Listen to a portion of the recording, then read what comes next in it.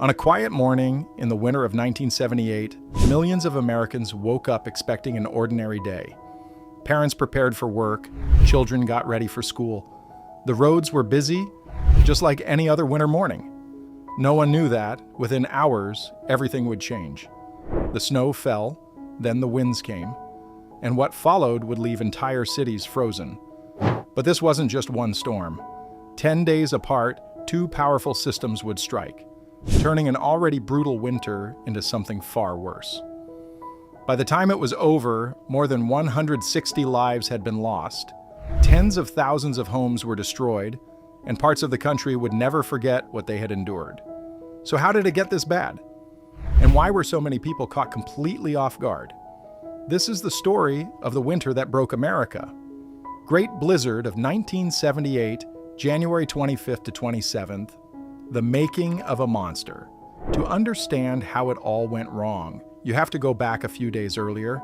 High above the United States, something unusual was taking shape. At first, it didn't seem alarming, just another set of winter systems moving across familiar paths.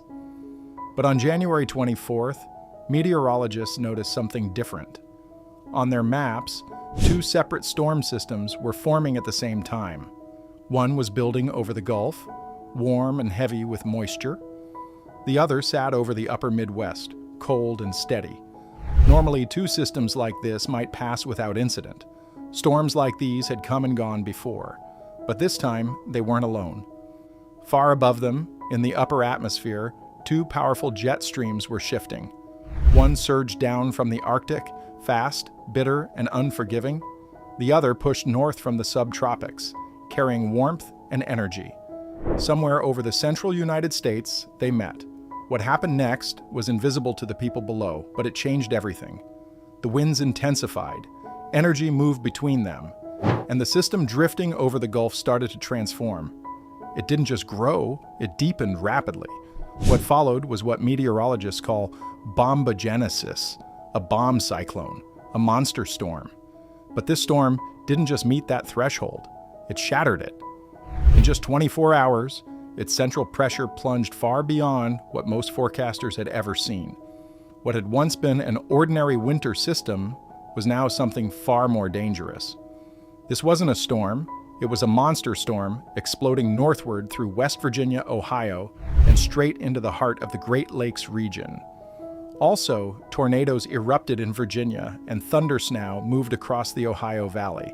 It was chaotic, unpredictable, and it was only the beginning. By the afternoon of January 25th, the first warnings came.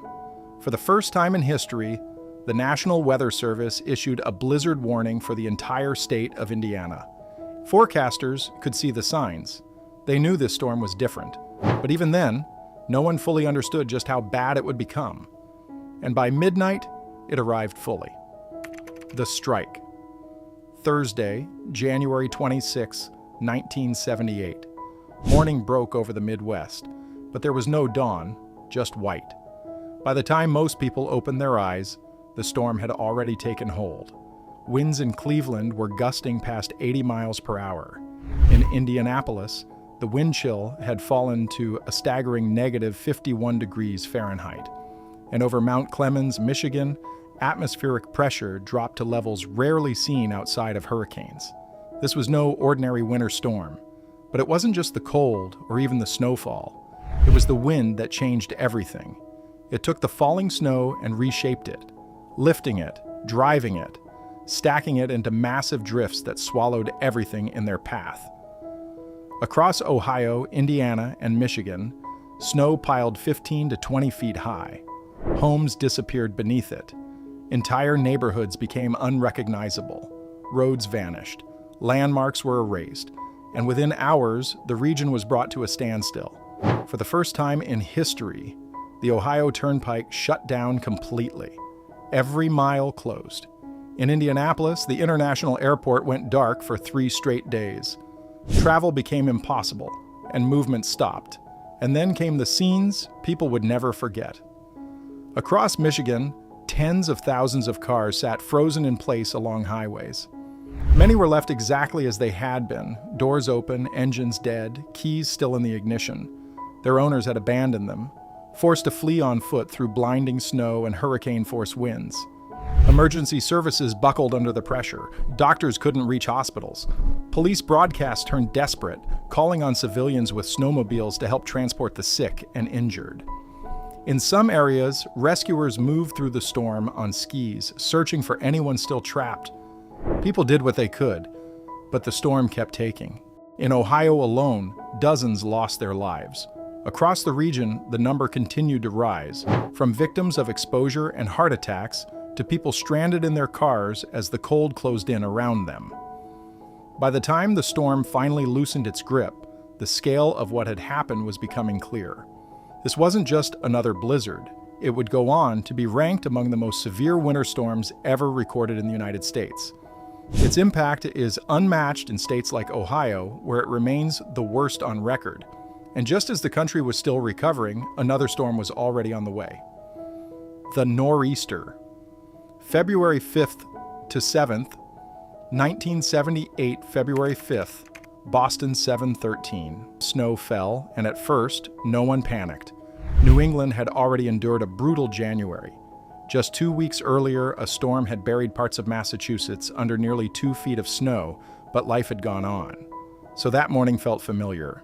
People left for work, students headed to school, commuters merged onto Route 128, expecting another difficult but manageable day.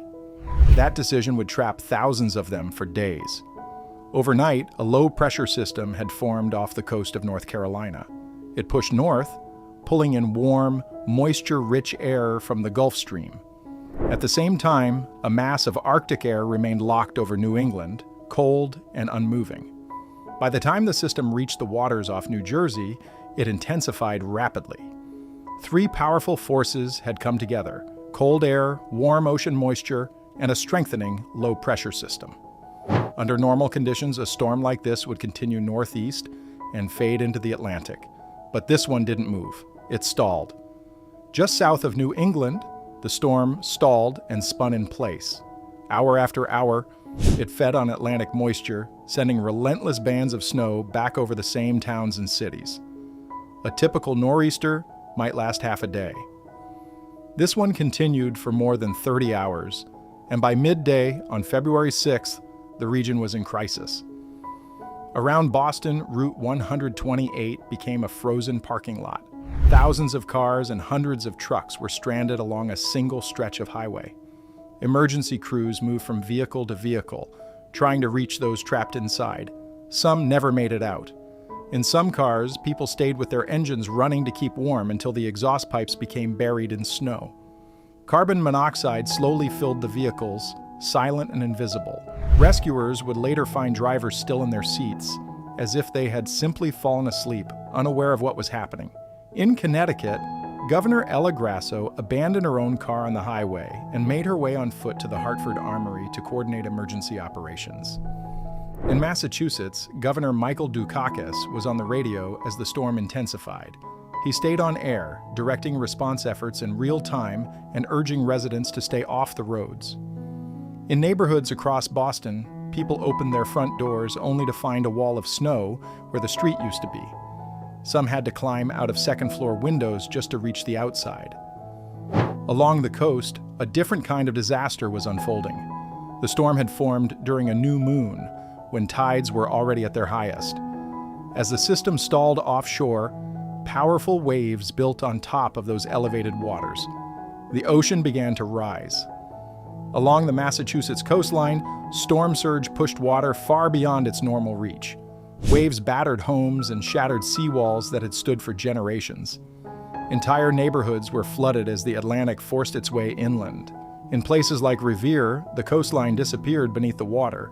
On Cape Cod, the land itself was altered as the ocean broke through barriers that had held for centuries. Offshore islands were split apart by the force of the surge. At its peak, the storm produced winds exceeding 100 miles per hour. Its structure even resembled something rarely seen in winter storms, an eye-like formation, more typical of a hurricane than a nor'easter. Snow fell at extraordinary rates, at times reaching several inches per hour. With every flash of lightning, thunder echoed over the buried towns. In one small town in Connecticut, A message was carved into the snow on a frozen lake, large enough to be seen from the air. It read simply, "Help,